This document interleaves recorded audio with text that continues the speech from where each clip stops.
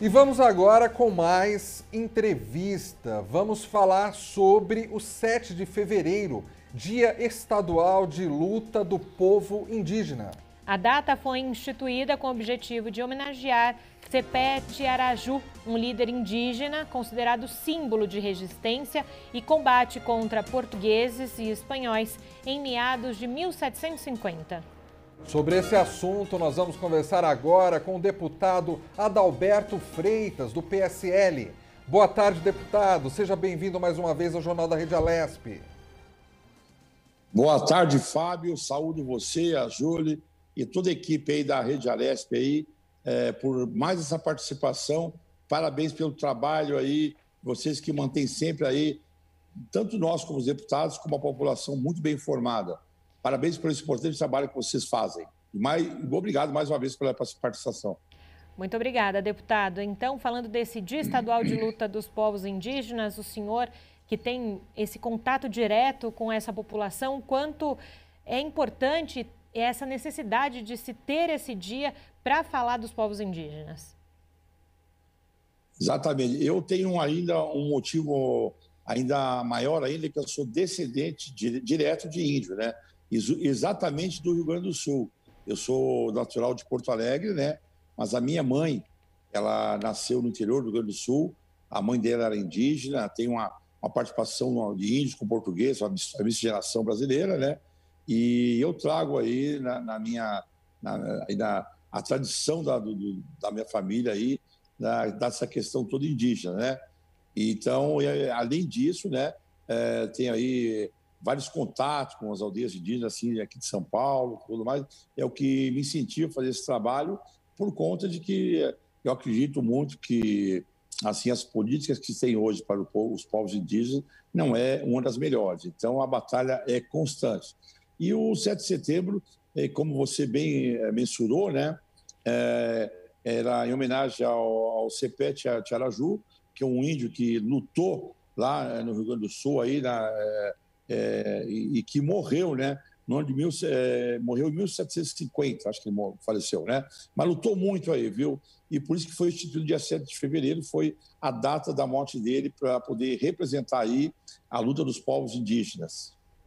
Deputado Adalberto Freitas, agora há pouco, deputado, nós conversamos com um médico que está no estado do Amazonas, né? Ele é da Fiocruz e trabalha lá no estado do Amazonas. E nós perguntamos para ele como é que está a situação das comunidades indígenas lá.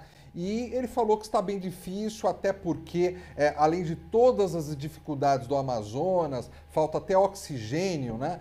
UTI só tem em Manaus. As comunidades indígenas já apresentaram, desde o início, casos de Covid-19 entre os seus indígenas. No caso do estado de São Paulo, como é que está a situação nesse momento? O que o senhor sabe sobre as comunidades indígenas aqui do estado de São Paulo?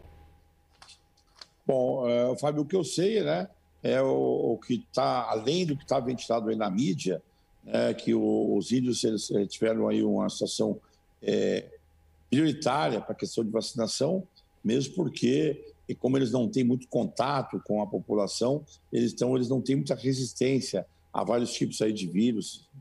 Então, a importância de vacinar, que eles seriam, assim, vamos dizer, seriam um pouco mais fragilizados quando se fala em defesa orgânica, né? Então, a necessidade de serem vacinados primeiro foi extremamente uma decisão acertada aí dos governantes, né? Agora, estive essa semana passada, em contato com as aldeias aqui de São Paulo. A coisa está evoluindo, né? Num princípio, teve aquela questão lá de uma certa resistência, né? Mas depois o pessoal viu que os primeiros se vacinaram, que não tinha nenhum problema. Tivemos aqui na região de Parelheiros uma indígena que ela teve assim, os efeitos logo depois da vacina, que é normal, né? Sentir algo assim, mas depois ficou tranquilo, está tudo certo, deu o resultado, então está indo, né? Mas não é na velocidade que o pessoal quer, né? A gente sabe que nós temos limitações aí pela quantidade disponível que tem de vacinação. Acreditamos que isso vai aumentar aí conforme cada semana está tendo um progresso aí nas questões de vacinação, né? Hoje mesmo tem hoje são os idosos e tal, mas o pessoal tem aceitado muito e a maioria já estão sendo vacinadas. Eu não sei aí o percentual ainda, porque está em curso ainda a vacinação, né? E por ser assim, de locais um pouco distante, então tem essa questão aí também de logística para poder ir, mas eu digo para você que assim, a notícia que chega até nós é que, da melhor forma possível, todos os indígenas aqui de São Paulo estão sendo vacinados. Acreditamos que nas próximas semanas já esteja completado aí o ciclo de vacinação. Agora, deputado, como então também o senhor falou já de algumas ações do senhor, né? Estamos nesse momento também de vacinação, de chegar aos indígenas também à imunização. Como o Poder Legislativo pode contribuir, então, nessa luta diária também dos indígenas, das aldeias aqui em São Paulo e nesse momento da crise sanitária? Olha, eu vejo assim, lá na Assembleia Legislativa eu sou aí, acredito, o único descendente indígena, né? E que realmente eu faço. Tem lá um ou dois que eu vi já falando lá, mas é a pessoa que se pinta, põe a fantasia de índio, fala que é indígena e, na verdade, não está fazendo muita coisa. Eu já faço esse trabalho há mais de 15 anos. Esse ano faz 16 anos que eu frequento, sempre estou atento lá, né?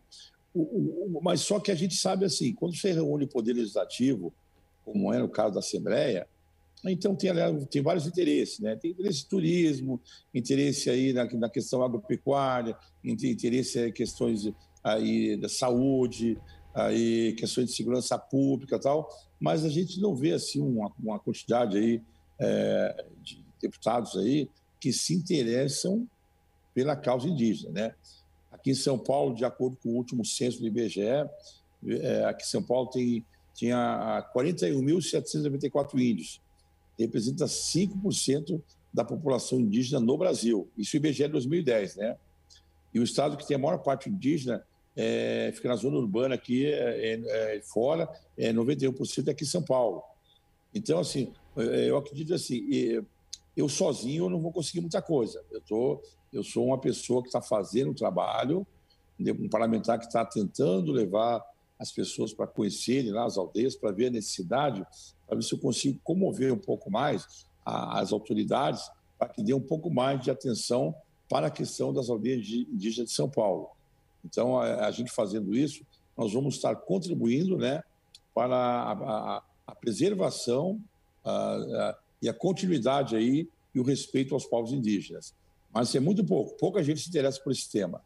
Eu fui conversar com alguns e eu vi a seguinte situação: índio não dá voto. Índio não vota, índio não vai votar. Tem direito, mas no dia da eleição eles não votam. Eu achei assim, olha, não vota porque ninguém ajuda eles. Pô, se for ajudar, logicamente, eles vão agradecer quem está ajudando, né? Mas o pessoal prefere aí outras alternativas aí de ajuda. Tanto é que a maioria das pessoas que eu encontro quando vamos nesses eventos de ajuda, de auxílio às aldeias indígenas, são pessoas da sociedade, cidadãos comuns que se comovem, né, com a situação que está, e ONGs, né, associações que acabam fazendo um trabalho voluntário de visitar as aldeias, vêm à cidade e conseguem aí juntar um grupo de pessoas para também poder ajudar. Mas isso tudo, iniciativa própria da população, iniciativa do poder público é muito pouco. Deputado, ainda hoje a gente vê muitas notícias, principalmente ali do norte do país, que há conflitos de indígenas com ruralistas por questões de terra, por demarcação de terra. Até hoje, de vez em quando, esses conflitos resultam até em mortes. Quando a gente fala dos índios que estão nas comunidades indígenas aqui de São Paulo, isso de demarcação de terra já é um assunto concluído? Eles têm a terra deles garantida? Ou aqui também há conflitos em relação a terras que são de indígenas ou terras que os ruralistas reivindicam para eles? Olha só, Fábio, aqui em São Paulo a coisa já está um pouco melhor por conta de ter mais gente observando, né? Está mais tranquilo porque tão próximo da gente. Qualquer movimentação que a gente vê de invasão, a gente aciona aí os canais competentes para poder estar intervindo, né? Então, acreditamos que aqui está sob controle. Não há aí também aí um interesse de parte aí que acontece fora do Brasil afora, de o pessoal querer invadir as terras. Então, digamos, então aqui está muito bem vigiado, né? Por estar próximo aqui da gente, por estar próximo do poder público, estar próximo, então está tranquilo. Agora, os conflitos de terra Brasil afora, né, sempre existiram e sempre vão existir, principalmente nas regiões mais remotas, né, que são áreas maiores, né, de difícil acesso e que não há uma possibilidade de ter uma vigilância constante. Então, quando muitas vezes o pessoal descobre que a terra está sendo invadida, o cara já está lá há muito tempo, já está instalado, e aí existe aí a questão também dos fazendeiros que têm interesse de ampliar aí a quantidade de terras que ele tem. Aí já entra também o pessoal que trabalha para ele, que usa aí armas para poder intimidar os indígenas, né? Vez ou outra a gente vê na televisão, nos jornais aí, e pela rede social, que aconteceu uma situação outra, de que um dos lados teve baixa, mataram um indígena matou um fazendeiro, um empregado fazendeiro, porque realmente há, né? E nós sabemos também que tem muita terra no Brasil indígena onde tem muitas riquezas, né? Riquezas minerais, pedras preciosas e outros tipos de coisa, que é interesse de garimpeiros e pessoas que têm aí intenções aí obscuras, né, de tentar explorar a terra de uma forma mais agressiva.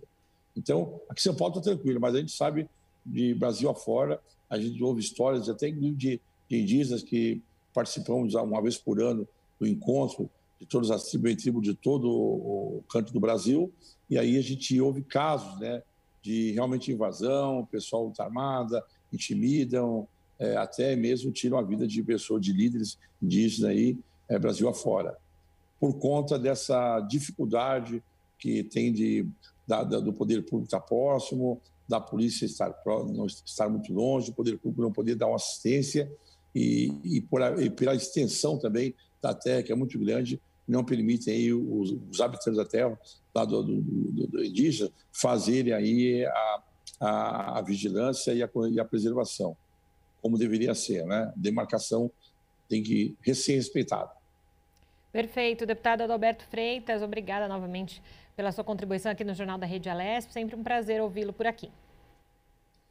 Eu agradeço mais uma vez, Júlio e Fábio, por essa oportunidade e estou à disposição. Exatamente nesse dia, quero aí deixar um abraço para todos aí, os povos indígenas, né, que tem aí nas suas veias aí a ancestralidade aí do Cepete Araju, que brigou muito, né? E estamos brigando. Cada dia que passa é uma luta constante para poder se preservar e se manter. Então, grande abraço a todos e para todos também que são adeptos, que ajudam, que têm aí uma interação com os povos indígenas. Então, meu grande abraço com muito carinho e para que a gente lembre sempre essa questão da luta dos povos indígenas. Nós temos que preservar, temos que aprender a conviver com os povos indígenas e dar oportunidade para serem pessoas aceitas, né, na nossa sociedade como são, mas de uma forma um pouco mais, com mais amor, com mais carinho, com mais participação. Muito obrigado a todos. Boa tarde, bom trabalho. Um grande abraço a todos.